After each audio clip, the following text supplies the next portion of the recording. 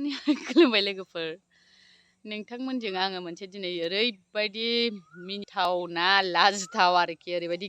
गिथाव आरोखि आं मोनसे मा जाथाय जादों मिनिनानै थैगोन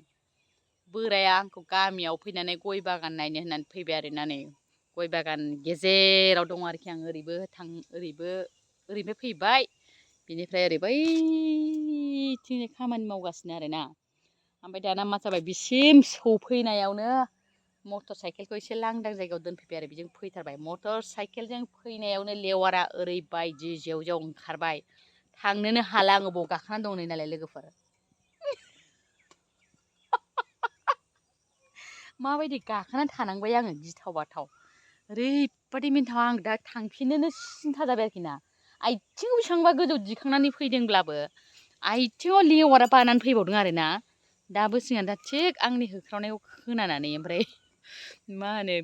खामानि मावनायफोरा खिथाहरखाबाय आरोखि ना लेवार बिराद दं दाफैखासै होननानै दा बेखिनिखौ बोरै थांफिनगोन आं मिथिखाला आरो गसंनानैसो थांसै आं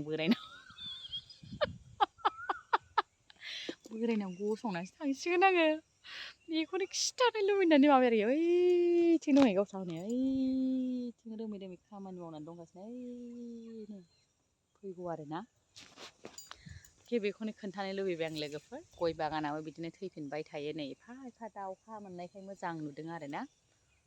अके बिदिबा लोगोफोर बाय बायसै